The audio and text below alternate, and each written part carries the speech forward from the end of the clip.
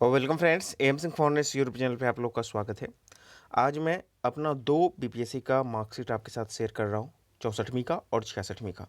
दोनों मार्कशीट का कंपेरेटिवली यहाँ पे मैं एनालिसिस करने वाला हूँ और बताने वाला हूँ कि कौन सी गलतियाँ थी जिसको मैंने सुधार की और कौन सी ऐसी चीज़ थी जो मेरा स्ट्रॉन्ग पॉइंट 64th में था और वो आकर के 66 में वीक बन गया है। और इस कंपैरिजन के बाद आप ये समझ पाइएगा कि आखिर आपको भी जब आप अपने मार्कशीट का एनालिसिस करिएगा तो कहाँ कमी है और उसको आप कैसे इन्हेंस कर सकते हैं। तो सबसे पहले देख लीजिए, ये 64वीं का मार्कशीट है और इसमें आप देखिए कि उस समय मुझे जनरल स्टडीज़ 1 में 125 मिला था। इसका कारण ये था कि पहला ही दिन मेरा मैथ, ये 64वीं का है, ठीक है ना, देख लीजिए, ये this is my 64th marksheet. तो पहला ही दिन मेरा मैथ गड़बड़ा गया था और मैथ में स्टेप के मुझे 8 नंबर मिले थे, बाकी सारा का सारा ख़त्म हो गया था। तो मैथ मेरा चूंकि गड़बड़ा गया था इसीलिए इसमें बहुत ही कम नंबर मिला था, 125 मिला था। GS2 देखिए, GS2 64 के बाद ही इसमें डाउनग्रेड करना शुरू किया था, कम नंबर देना शुरू किया था, उससे पहले, ठीक है ना, 63वीं तक आपको GS2 में बहुत अच्छे मार्क्स मिलते रहे, लेकिन 64 में कम किया GS2 को, फिर 65 में कम किया और 66 में तो और कम कर दिया है, ठीक है ना। तो 138 कंपेरेटिवली उस समय ठीक ठाक मार्क्स था, जिस तरह में उस समय नंबर मिला था जिस आधार पर GS2 में। उस वक्त मेरा LSW था और 158 मिला था। 64 में मैंने तैयारी लगभग अच्छी की थी, कहने का मतलब है खुद से ही की थी, कोई गाइड नहीं था 64th में उस लेवल का। घर मतलब कि घर पर ही जो ग्रुप था अपने लोगों के बीच में किया था। उस वक्त मेरे साथ देने वाले बहुत लोग भी थे, 4-5 लोग थे। तो धीरे धीरे तैयारी कर रहा था। 64 में क्या था ना, मैं एस टी डी तैयारी कर रहा था, 4-5 महीने आराम से तैयारी की थी, ठीक है। और समय भी उसमें मिला था, जुलाई में जाकर एग्जामिनेशन हुआ था और रिजल्ट आपको आ गए थे, जनवरी फरवरी में ही आ गए थे। तो अच्छा खासा तैयारी के लिए मुझे समय मिला था। GS2 में मैंने अच्छे से तैयारी किया था। मोहन जी, मैं बार बार बताता हूँ कि उनका पीटी हमेशा होता है लेकिन वो मेंस ही छोड़ देते हैं। उनके साथ मैंने तैयारी किया था, वो पिछला बार WTO वगैरह आया था तो मैंने अच्छे से लिखा था, ठीक है ना। इस बार क्या हुआ कि इस बार मैंने वही कहा, लेजीनेस की अब तैयारी करेंगे करेंगे, इस चक्कर में मेरी तैयारी छूटती गई छूटती गई छूटती गई। और अचानक जब डेट आया फिर जाके सीरियस हुआ। तो मैं उस कंडीशन में थैंक्स गॉड बोलना चाहूँगा, ऊपर वाले का मैं धन्यवाद देना चाहूँगा कि इस कंडीशन में भी मैं बच गया, किसी तरीके से तैयारी करके बच गया। लेकिन ये रिस्क आप कभी नहीं लेंगे। मेरे पास पर्याप्त समय था 66 में भी समय तैयारी करने का, लेकिन मैं नहीं कर पाया, जो भी कारण था। तो इस समय क्या किया था, जो मेरे पास 20-25 दिन का जो भी समय था, 18 दिन का जो भी समय था, उसमें मैंने प्रत्येक दिन दो दो सेट जो है स्टेट्स का सॉल्व करता था, प्रीवियस ईयर क्वेश्चन के साथ, बाकी जो भी था उसका असर मुझे देखने को मिला। टाइम बाउंड करता था तो उसका असर मुझे देखने को मिला था कि देखिए यहाँ पे एक तो इस बार 66वीं में, ये मेरा 66वीं का मार्कशीट, माई 66 मार्कशीट। तो उसका असर ये हुआ कि इस बार जो क्वेश्चन ईजी थे मैथ के, स्टेट्स के, तो देख लीजिए 184, 125 से सीधे 184, ठीक है ना। तो ऑब्वियसली इसमें तो काफ़ी अच्छा रेज कर सकते हैं।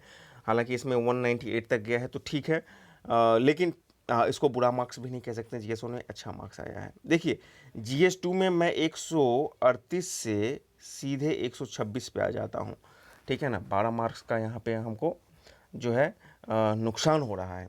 और इस नुकसान की वजह ये है, मैंने कहा था कि GS2 की मैं अच्छे से तैयारी नहीं कर पाया था। पॉलिटी सेक्शंस के भी कुछ डाटा मैं अनमने ढंग से लिख रहा था, ठीक है ना। और लगभग पॉलिटी 2 लिखते वक्त मैं 4 से 5 मिनट समझ ही नहीं पा रहा था कि मैं क्या लिख रहा हूँ, नहीं रहा, मतलब एक तरह से ब्लैंक हो गया था। वो कंडीशन नहीं होनी चाहिए और वो उसका रीज़न ये था कि इस सेक्शन को मुझे बहुत अच्छे से तैयारी करने का मौका नहीं मिल पाया था। और समझ लीजिए, एक मैंने ब्रिक्स वाला लिखा था, मुझे पता ही नहीं था कि वो ब्रिक्स सम्मेलन कहाँ पर हुआ था। मैं जेनुअनली बता रहा हूँ, हालांकि मैंने आसपास की चीज़ों को बना के लिखी थी लेकिन वो आंसर उतना अच्छा नहीं हो पाया था। और एक बार्ट कंट्रोल वाला जो था, अंत में मेरे पास पेज मात्र एक बचा था, उस पेज में मैंने बार्ट कंट्रोल को किसी तरीक़ा से 2-3 मिनट में लिखा था।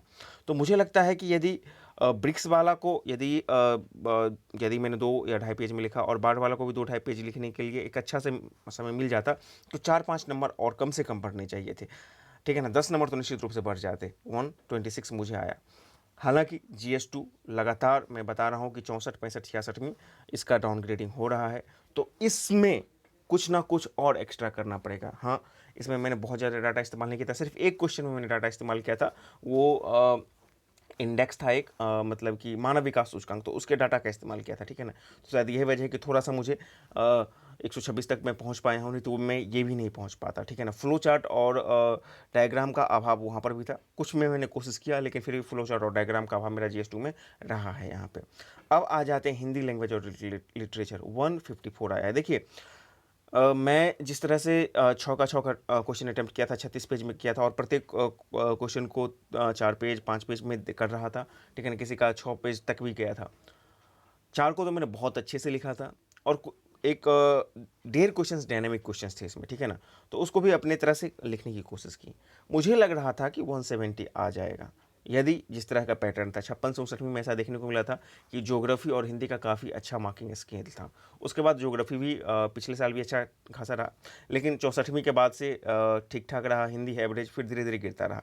तो उस लिहाज से मुझे यहाँ पे कम नंबर मिला। हालांकि मैं एक चीज़ यहाँ पे ज़रूर मेंशन करना चाहूँगा कि हिंदी लैंग्वेज और लिटरेचर मेरा पहले बार मैं चेंज कर रहा था यहाँ से, LSW से देख लीजिए, मैं चेंज कर रहा हूँ यहाँ पे, लेकिन मैंने उसे उतना ज़्यादा समय नहीं दिया जितना ज़्यादा समय इसमें हमको तैयारी के लिए देना चाहिए था। तो उसका असर निश्चित रूप से हमको यहाँ पे देखने को मिला है। तो 2 कमी मैंने यहाँ पे आपको गिना दी, एक GS2 वाले की और एक आपको हिंदी मतलब लैंग्वेज और लिटरेचर यानी कि मेरे ऑप्शनल की, कि इसको मुझे थ्रू आउट पढ़ने की आवश्यकता है और इसको मैं पढ़ूंगा, ठीक है।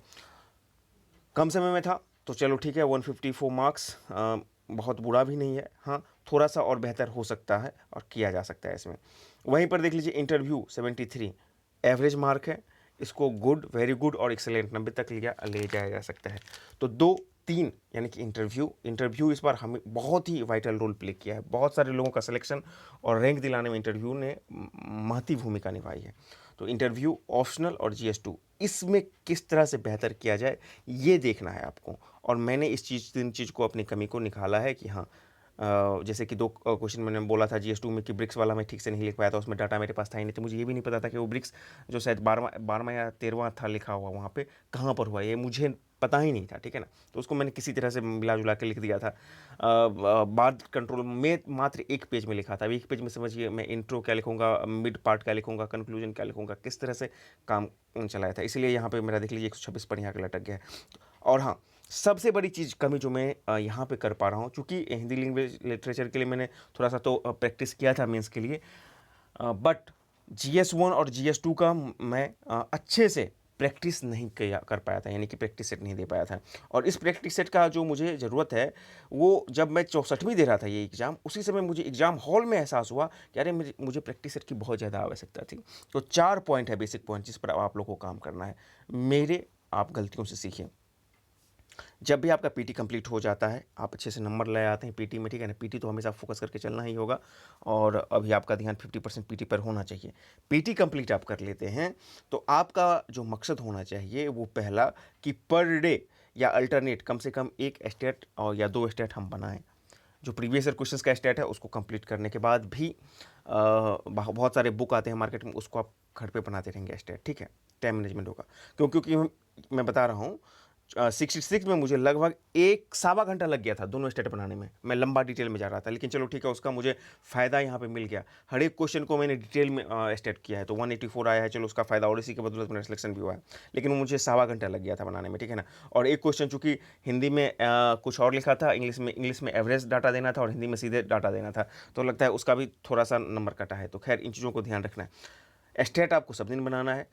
उसके बाद आपको पॉलिटी सेक्शन और साइंस और टेक सेक्शन और जो आर्थिक परिदृश्य है, इसको गहन अध्ययन करना है, बिहार से लेकर के इंटरनेशनल से लेकर के। और आप जो न्यूज़पेपर पढ़ते हैं ना प्रत्येक दिन, उसके डाटा को कहीं लिखिए, उसके डाटा को कोट करना पड़ेगा। जैसे DSP संदीप सर ने भी कहा कि मैंने न्यूज़पेपर के डाटा को GS2 में कोट किया है, ठीक है। हालांकि GS2 का मैंने दिखा दिया कि अभी तक का जो सबश्रेष्ठ मुझे देखने को मिला स्नेहा सालवी जी का, जिनका 51 रैंक है, 169 उनका स्कोर है, काफ़ी अच्छा स्कोर है GS2 में, अच्छा स्कोर है, ठीक है ना। तो GS2 में आपको इस तरह से काम करना पड़ेगा। फ्लो चार्ट, डायग्राम, इन चीज़ों का भी आपको प्रैक्टिस करना पड़ेगा, आप जब घर पर या फिर किसी इंस्टीट्यूट में आंसर राइटिंग प्रैक्टिस करेंगे वहाँ पर। और आपका जो भी ऑप्शनल है, हिंदी पर तो खैर मैं एक अलग से वीडियो लेकर आऊँगा ही, उसको पहले तो थ्रो रीडिंग चाहिए, सारा बुक का डिटेल से रीडिंग चाहिए, ठीक है ना। और फिर उसका भी प्रैक्टिस सेट जरूरी है। और हाँ, इन सब चीज़ में चूँकि आप जितना भी पीटी का या मेंस का तैयारी करते हैं, उसमें आपके जो भी ऑब्जेक्टिव नॉलेज है, उस सब का इस्तेमाल आपको इंटरव्यू में होगा। मेरे पास प्रेजेंटेशन इंटरव्यू में बहुत अच्छा था, लेकिन मेरे पास ऑब्जेक्टिव नॉलेज, चाहे वो मेरा ऑप्शनल सब्जेक्ट से था या फिर हिंदी मतलब ग्रेजुएशन सब्जेक्ट से था, दोनों का अभाव था और उसका खामियाजा मुझे भुगतना पड़ा। नहीं तो मैं भी 80 प्लस जा सकता था, 90 के आसपास पहुँच सकता था, यदि मेरा हिंदी से चूँकि हिंदी मेरा उतना पढ़ा हुआ नहीं था, तो हिंदी के क्वेश्चंस मैं गलत ही किया और ग्रेजुएशन भी 8 साल से छूटा हुआ था, तो वहाँ पर भी नुकसान हुआ। तो सबको समग्रता में लेकर चलना पड़ेगा। ऐसा नहीं है कि आप सोचिएगा कि चलो इंटरव्यू बाद में देख लेंगे, नहीं। अभी से आप सोच कर चलें, आप जो पढ़ रहे हैं उसको इतना अच्छा से पढ़ें कि वो पीटी में भी काम आए, मेंस में भी काम आए डाटा, और इंटरव्यू में खासकर आपके ऑप्शनल सब्जेक्ट और आपके ग्रेजुएशन के सब्जेक्ट, ठीक है? दोनों का आपको यूज पीटी, मेंस और इंटरव्यू में होने वाला है। तो इस समग्रता के साथ चलिए। मैं इस 3 चीज़ को फाइंड आउट कर लिया हूँ। स्किलिंग और बाकी चीज़ों का मैं यहाँ पे ज़िक्र नहीं करना चाहूँगा, उस सब पर बातें हो गई हैं और होती रहेंगी।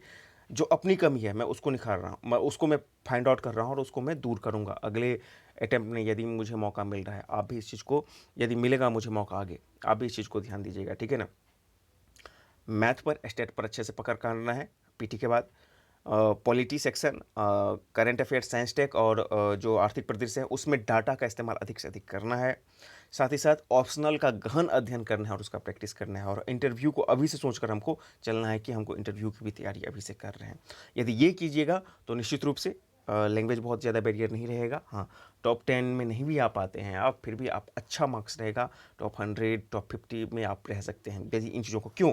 क्योंकि यदि हिंदी लैंग्वेज या ह्यूमैनिटीज़ के हैं और आप चाहिएगा कि नहीं हम ऑप्शनल को बूम करा करके सीधे आगे चले जाएँ, तो मुश्किल है। आपको तीनों पैरेलल लेकर चलना पड़ेगा। अभी मैंने मतलब कि इनका डाला था, करिश्मा जी का डाला था, जिनका 36 रैंक है, उनको देखिएगा कि बैलेंस्ड है, एक में 154, 156, और फिर वो जाकर के अपने ऑप्शनल में उठते हैं, तो एक बैलेंस उनका लेकर चला। तो बैलेंस हमको भी चलना पड़ेगा। यदि हमको तीनों जब तक नहीं उठाएंगे, तब तक जो ह्यूमैनिटीज़ वाले हैं उनका अच्छा नहीं परफॉर्मेंस हो पाएगा। तो इस पॉइंट के साथ कि आप लोग भी अपने अपने स्तर से अपने मार्कशीट का एनालाइज कीजिए। मैंने तो एनालाइज कर लिया, अपनी कमियों को भी ढूंढ लिया। तो निश्चित रूप से जब तक आपको अपनी कमी नहीं पता होगी, तब तक आप उसको दूर नहीं कर सकते हैं। और फिर पीटी को अभी फोकस करना है 50%, और 50% यदि आपके पास समय है तो आप ऑप्शनल या इन चीज़ों का भी देख सकते हैं, जब तक आपका एग्जामिनेशन डेट कंफर्म नहीं हो जाता है। बाकी पीटी को नहीं छोड़ना है।